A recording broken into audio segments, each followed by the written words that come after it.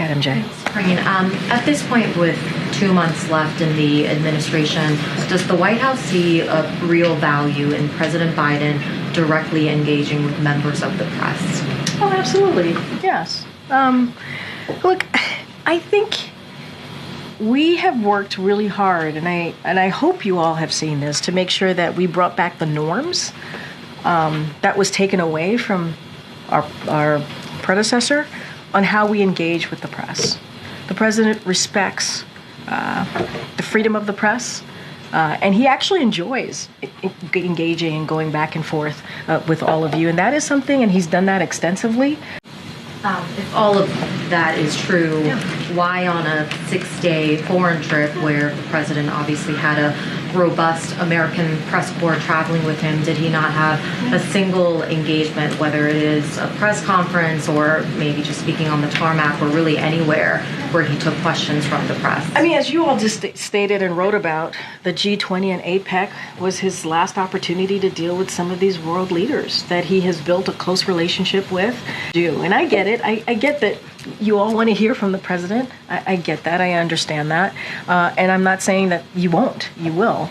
He will certainly continue to engage with all of you. And it is. When I say it's something that he actually enjoys doing, it is. Just to be clear, you mean the explanation is that he, on this trip, was extra busy meeting with world leaders because this is one of his, last what I'm saying is, as you know, this was one of his last opportunities to speak to many of these leaders. There were 20 leaders at the G20, more than 21, or about 21 leaders at APEC. And so he wanted to spend that time certainly doing what he normally does at these conferences, obviously, but also, speaking directly to them as one of his final times as president. And again, putting that aside, I think your question was, do we believe that he should engage some version of that?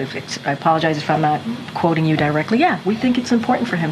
On MJ's question slash comment, I was on the South America trip, and I just wanted to know if your explanation was that he was engaging with leaders. There was quite a bit of downtime, and of course, opportunities on the tarmac, which he has used before the election. So I don't know, that really explains why he didn't. I appreciate that you don't appreciate my explanation.